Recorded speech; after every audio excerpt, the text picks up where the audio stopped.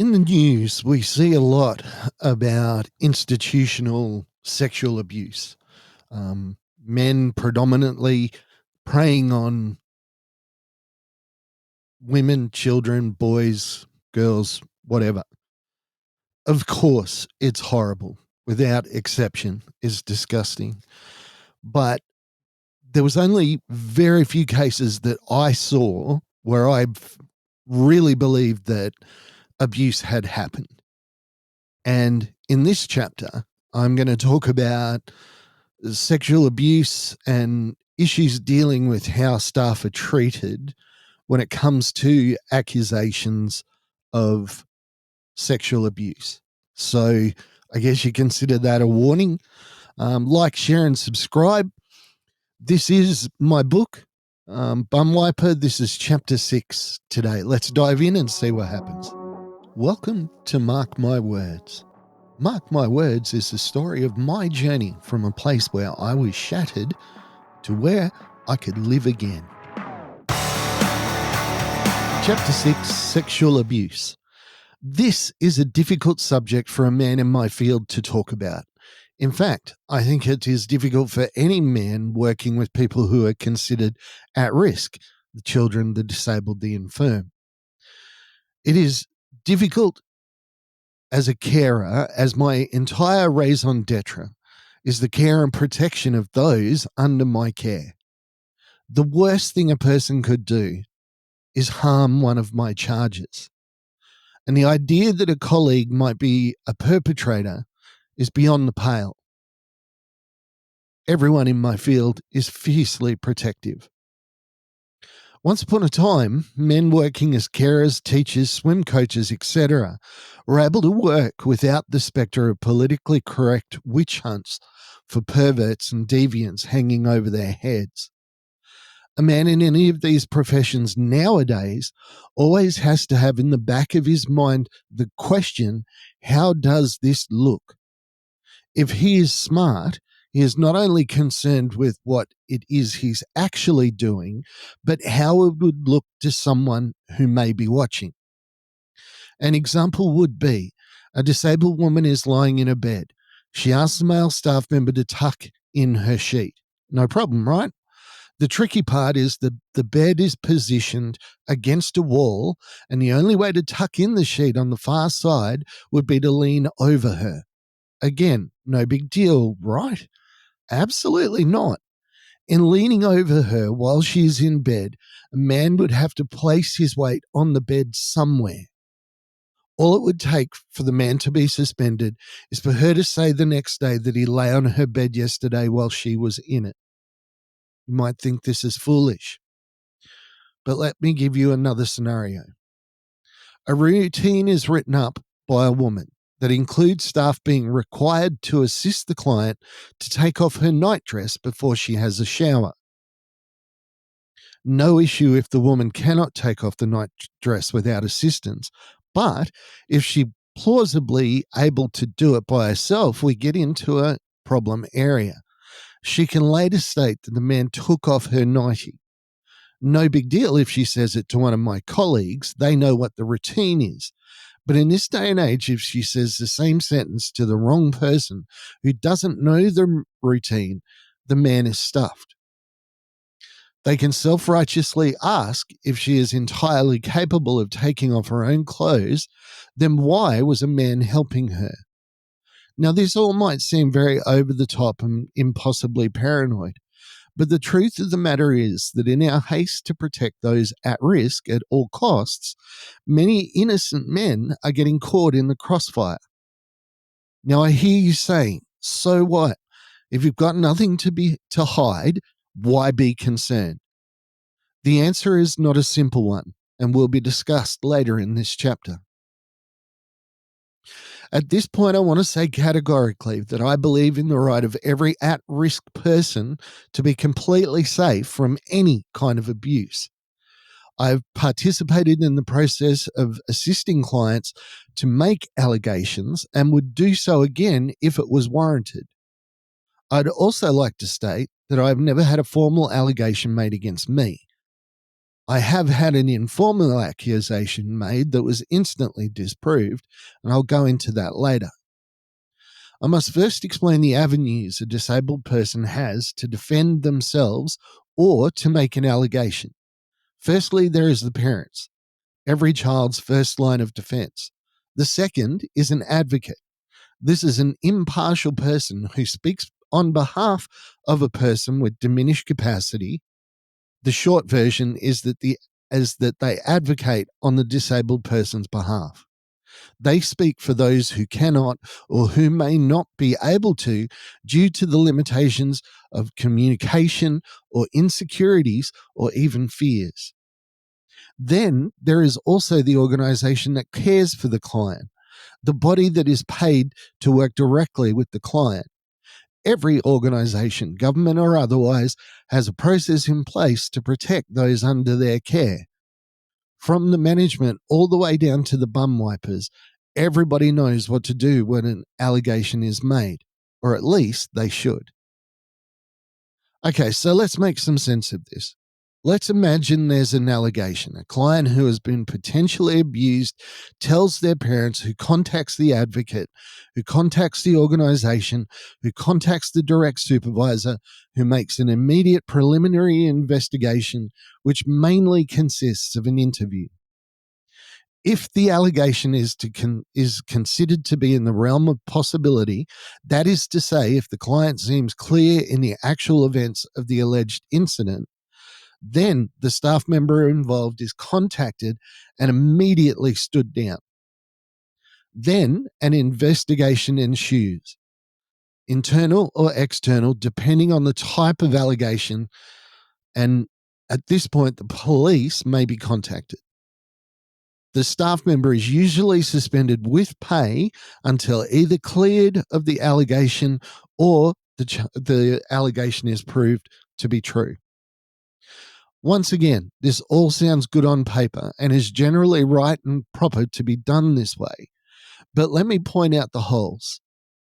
Generally, the time between contacting the staff member to get their side of the story and contacting the police gets blurred. If the staff member is on shift or about to start a shift, they have to leave the workplace immediately, not to return until the incident is cleared. They can't even go and get their things. They can have absolutely no contact with the clients, the staff, or anyone in any way connected with the unit except their supervisor, and sometimes not even then. Then they are expected to sit around and wait for the investigation to unfold. This can mean formal interviews and reports, possibly also to the police. For the accused, it means waiting with no news until they get the news that it's all over and they can go back to work, or they're in a lot of trouble. There is further tragedy here that lies between the lines that we never really talk about as an industry or as a culture. Let's think about the staff member for a moment, and let's consider that in this case the accused is a man. But you already did that, didn't you? What we don't talk about is the impact that this whole issue is going to have on him. Most men who get into this kind of field aren't expecting much. The pay isn't great. It's enough to live on, but you'll never be rich. The hours are rough. Just ask any shift worker. And there are absolutely no benefits. No lunch breaks, meal times, or rostered days off. There is no thanks, not from the clients or their families. Your bosses are generally so overworked or hopeless, see later chapters, that they don't have the time or inclination to stroke the egos of those under their charge and to tell them at least that they're doing a good job. There are exceptions to this rule, but they are few and far between. When you go home at the end of a shift, the only real thanks you get is to know you've made a difference in the world, however small that difference is. In my experience, most men in this field are basically good-hearted guys who do what they do because they're good at it, they love what they do, and they have a genuine desire to care for those in their charge. So when an accusation comes along, it can be earth-shattering. It can feel like a betrayal. It's as if your whole world collapses around you. You are doing what you feel to be noble work for little or no reward, and one of those to whom you have given your absolute best makes an accusation. Let me tell you, it's beyond description how much it affects you. Now, apart from the psychological impact of having an accusation made against him, the man now has to deal with the stigma of being an accused, quote unquote, abuser. This is something not easily lived down and can be carried along with a person for their entire career. Any accusation is big news, and news travels fast. It's sensational and grabs your attention. Did you hear so and so molested such and such? It's huge and it impacts us all. It is a positive measure of our society that, for the most part, all of us are horrified to the core when an accusation is made. It makes TV in many cases, and the current affairs shows are full of this type of story. But what is not big news is when that same accused person is vindicated. That is not a big story and generally does not make the 5 o'clock news. And even when they are vindicated, it's usually through not enough evidence. Have you noticed how we don't say it didn't happen? We say there wasn't enough evidence to convict. The unstated implication, if you're looking for it, is that the guy did it. It's just that we don't have enough evidence to catch him. He got away with it this time. We never seem to hear, oh, the girl or boy made it up for attention. Or even that any of the evidence that we never hear of any of the evidence that exonerates the accused. Let me give you some examples. A client in a place that I worked made an accusation against a male staff member. She had an intellectual and physical disability, and she needed help with every activity: bathing, toileting, dressing, etc. Now, the accusation was very clear and had a wonderful collaborating piece of information that lent the accusation credibility. At the time of the alleged incident, she was watching her favorite show, Melrose Place. So the investigators knew that the assault, and she gave very graphic and specific details, happened on a Monday night between 8:30 and 9:30 p.m. This is in the days before streaming, as that was when the show was on. She alleged very clearly that the staff member that was working on the shifts physically molested her when he put her to bed. She was further upset because he interrupted her show. Now, one of the difficulties that a disabled person has when making an accusation is being specific about details of the assault and the precise time frame. They usually can't give you those details with enough specificity. So, this case is special. Investigators have a detailed description of the assault and a very specific time frame. So the manager is informed. They come and take the statement and agree that there seems to be some merit to this accusation. Her story is consistent and the time frame is clearly indicated. The police are contacted and family and advocates are called in to offer support. A trained psychologist is called who gives counseling and support to the alleged victim. They are all screaming for the man to be charged and convicted.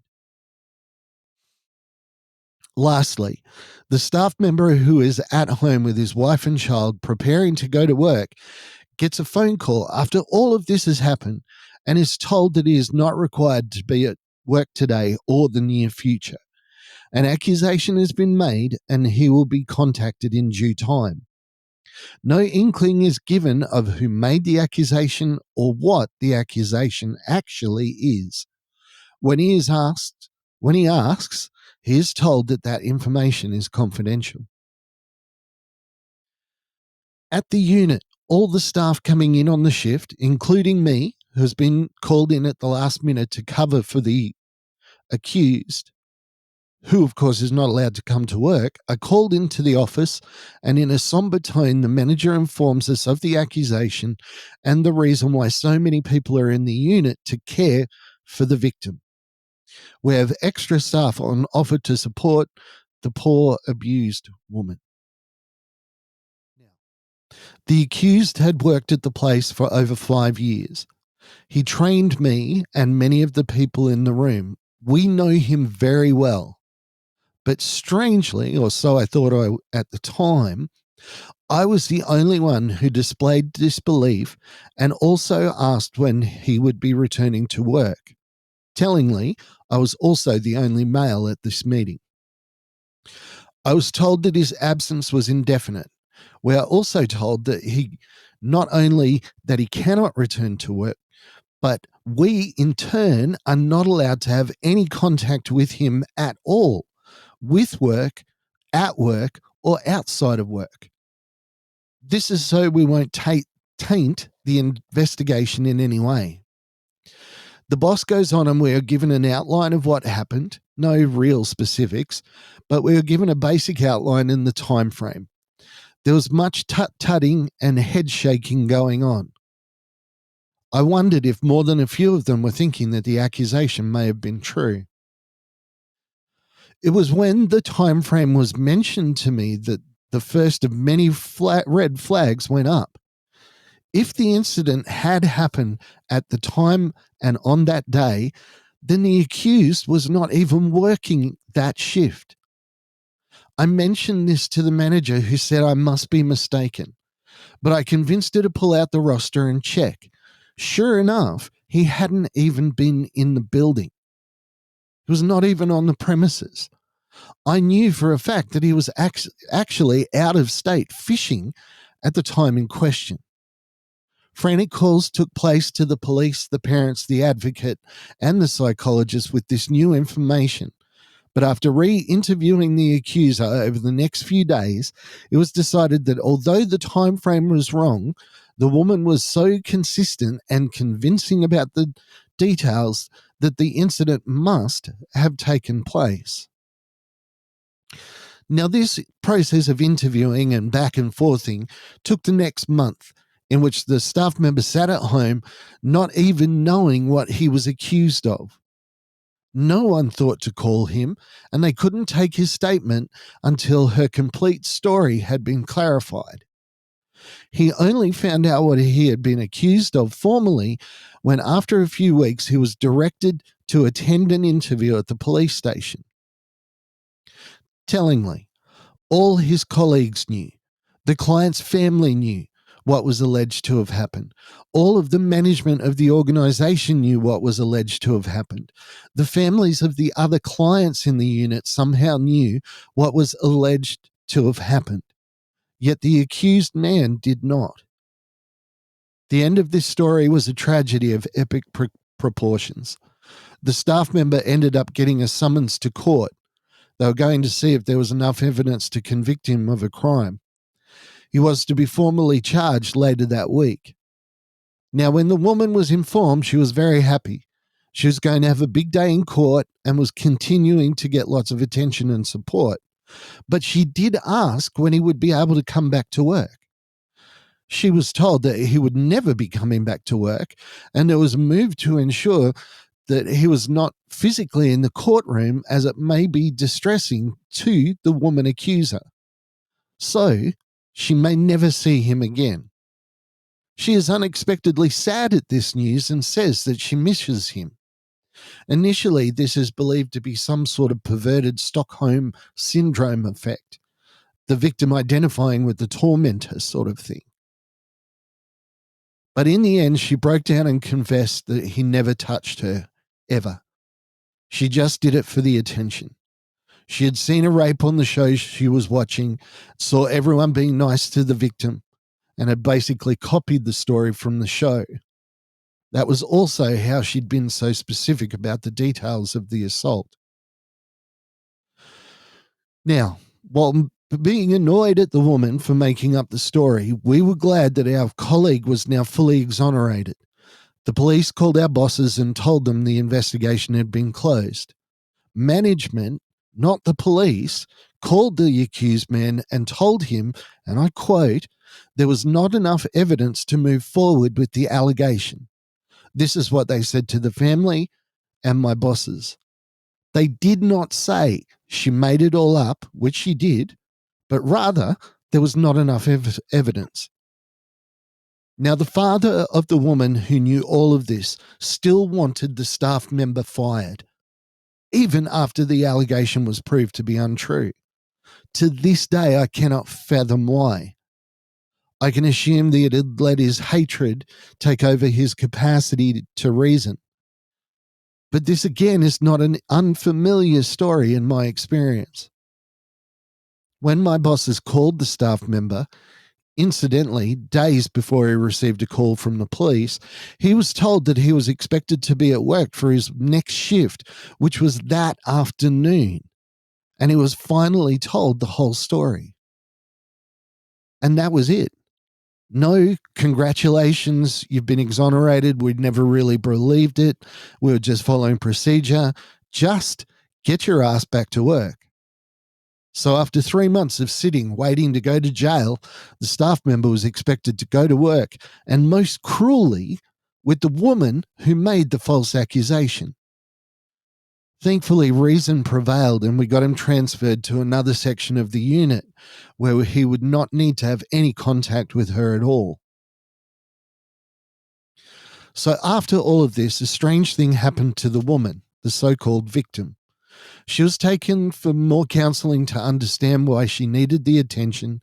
She got to spend more time with her family and was never rebuked in any way for her actions. The staff member, though, the results were quite different. He was removed from his workplace and finally moved to another unfamiliar section and admonished that he never discussed the matter. I've not seen any statistics with the deal with how many false accusations are made against carers, teachers, etc., but it would be interesting to see. For my part, I only received one allegation of sexual abuse against me, which thankfully my boss did not believe, and when she confronted the client immediately confessed to the lie. It seems she also wanted some attention. Through this small incident, I gained a tiny inkling of what my friend had suffered for over 3 months, and for me it lasted only seconds. But I felt like I got punched in the gut. It was a horrific experience. As I said before, I agree with the right of any and all clients to make any complaints that they need to. Even for the young woman in our story before, I stand by her right to make the accusation. I even acknowledge that the workplace was correct in the decisions it made. Standing it down the staff member was the right and correct thing to do. What I do not agree with was how it was done. Where was his support? Where was his presumption of innocence?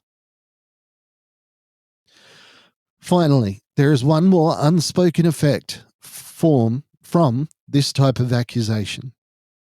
I could see it myself when we had been told of the accusation in the staff meeting.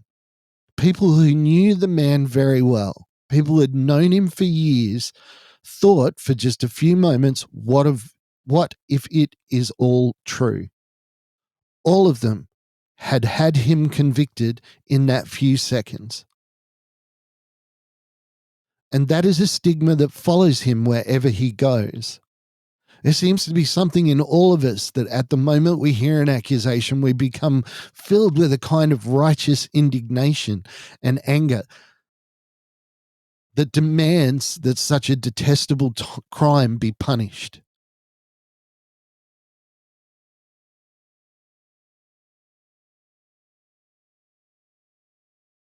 We assume that no one in their right mind would accuse anyone of such a horrendous crime, especially if it wasn't true. The accusation has been made, so the accused must be guilty of something. It is an almost irrational response. Yet a person with diminished capacity cannot understand what the consequences of a false accusation are. I mean, how can they? For me, upon hearing of an accusation, I immediately temper my gut reaction and think of what the man or woman is going through. I would rather be wrong and think the best of an accused person until I know for a fact that he or she did it. Then let's seek retribution, not before.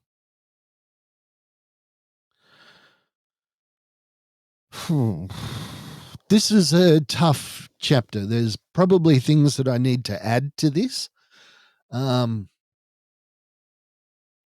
This guy ended up, the guy in the story was a brilliant care worker.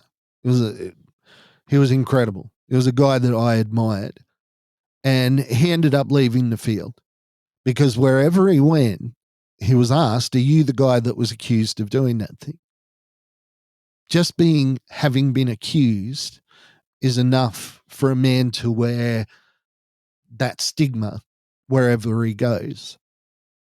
Now, there's another story that I want to write about a guy that, well, I believe 100% that he abused clients, but whenever he was accused, he would quit a job and move on. And then as soon as he quit, the investigation was closed because, we're so busy. Why would we bother investigating somebody that doesn't work for us anymore? Now, that's probably the only case that I'm pretty much, I'm like 99% that he actually did it. And I mean, it's worth making someone's life inconvenient over a false accusation. I get that. I get that certain things need to happen. But I also feel that better support should be paid to those blokes that are accused. Yeah, there's a lot going on in this story and a lot that still affects me to this day. I still think about my mate's face when he and I sat down and him over a beer, me with a glass of water, just talked about how it felt for him in that situation. Working with people with disabilities is a difficult job at the best of times. You need to understand that things like this, things where we are doing our absolute best to protect the innocent, can backfire spectacularly on the people that we expect to work with these people. I mean, for me, the most amazing thing was this guy was expected to show up to work on the day that he was called. So he didn't get like a couple of days notice. I'll come in on Wednesday or come in on Thursday. It was like, the accusation, there's not enough evidence, be at work this afternoon. It was just, I couldn't believe it.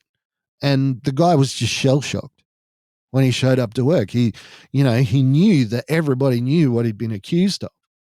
And it wasn't until we spoke to him that we're able to say, oh, no, we know that it didn't happen. She actually said that it didn't happen. She retracted the statement.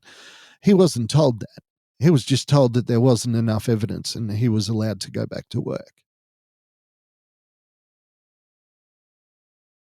I don't know. It's a fine balance, but I honestly believe that we need to do better for the accused.